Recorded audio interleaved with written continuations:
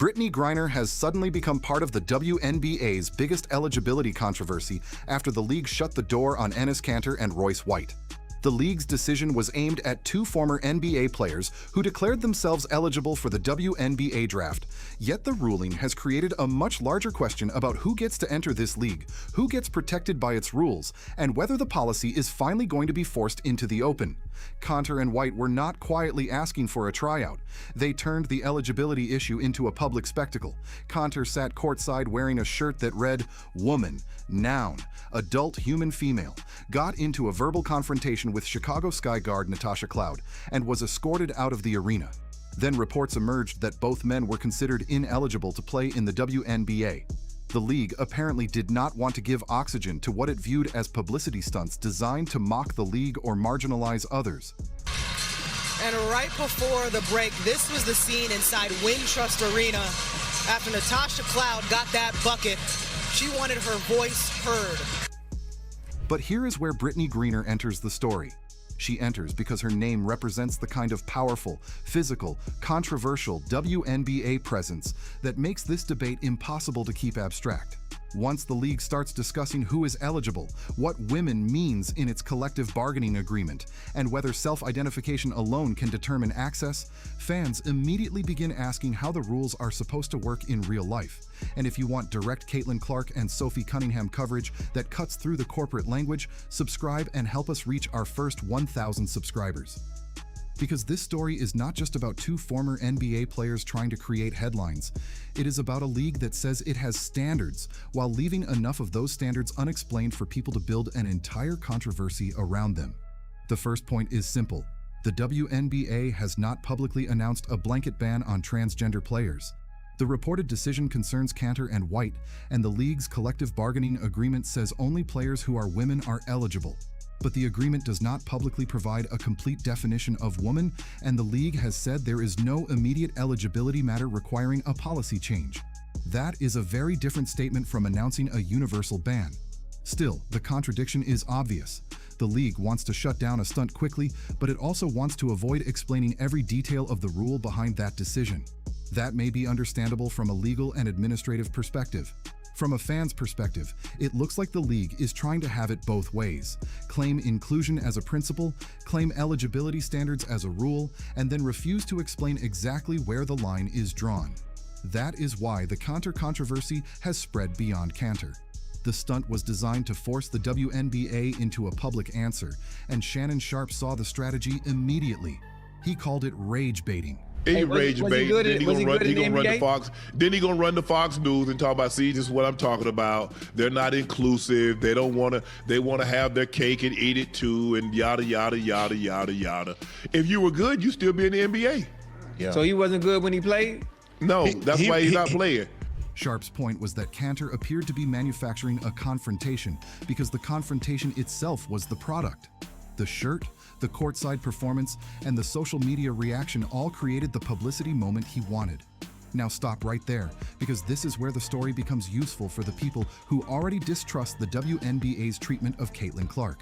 Fans see a league willing to let controversies surround its biggest stars, willing to leave questions unanswered, and then suddenly willing to draw a hard line when an outsider challenges its policy.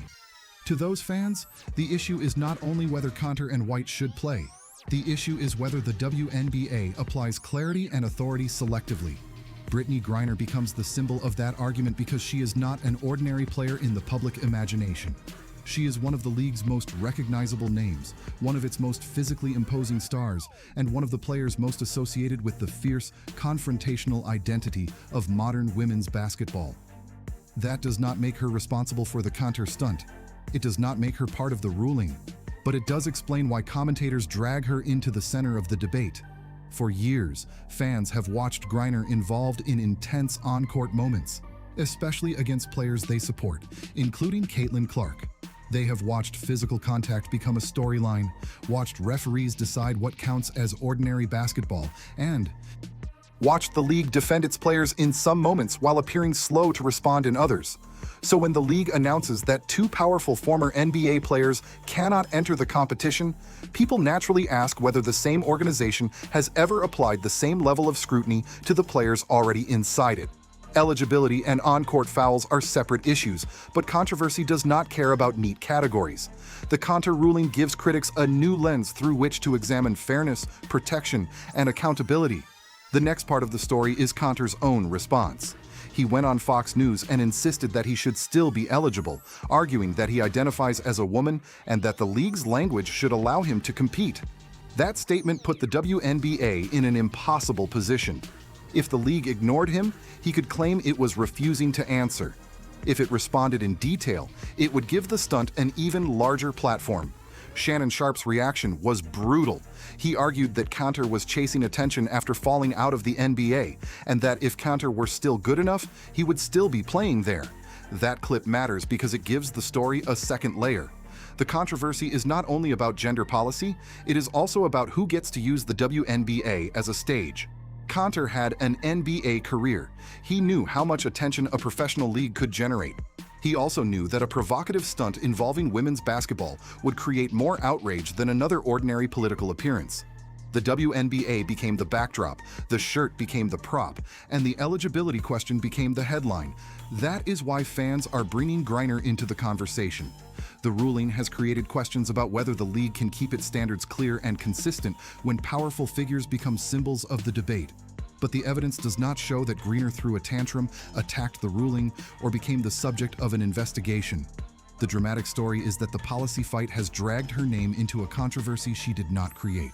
The WNBA can reject a publicity stunt, but if it wants fans to trust the decision, it has to explain the standard consistently. Essentially decided you and Royce cannot play in the WNBA. You will not be eligible. And they're going to say something about it's a publicity stunt. Right. You're not really a trans woman. Are you a trans woman? Well, I want to make this very clear. Are you a trans woman? Listen, Section 13, right? Article 13, Section 1 says if you identify as a woman, then you're allowed to play. So you are identifying as a woman tonight? I identify as a woman. Sure, yes. Okay. So I can play.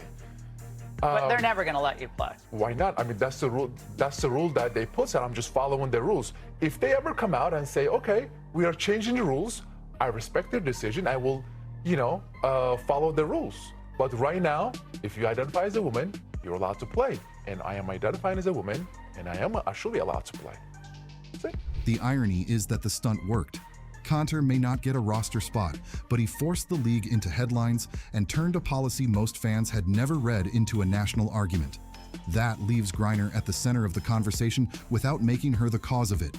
Fans who already see her as a rival of Caitlin Clark will use the controversy to question the league's standards and its willingness to protect certain players. The real story is not that Griner has been banned. She has not. The real story is that two provocative draft declarations exposed a policy gap the WNBA would rather keep technical and quiet. Cantor wanted a spectacle. Royce White joined the spectacle. The league rejected them. And now every powerful figure associated with the WNBA is being pulled into the debate, including Griner. That is why this is bigger than one shirt, one ejection, or one appearance on Fox News. The WNBA is growing. Its stars are more visible than ever, and its fans are no longer willing to accept vague answers when the league makes a decision that affects the identity of the sport. If the rule is clear, explain it. If the policy is still under review, admit it. If the ruling applies only to these two publicity stunts, say that plainly. And if Brittney Griner really is as powerful a figure in this league as her supporters and critics claim, then her name will keep appearing whenever the WNBA has to answer questions about physicality, protection, eligibility, and control. Not because she caused this controversy, but because the league has made her part of the culture war surrounding it. So what do you think? Did the WNBA make the right decision by shutting down Cantor and Royce White, or did it create an even bigger controversy by refusing to explain its eligibility rules clearly? And why has Brittney Griner become the name fans keep dragging into this debate? Let me know in the comments and subscribe for more direct Caitlin Clark, Sophie Cunningham, and WNBA coverage.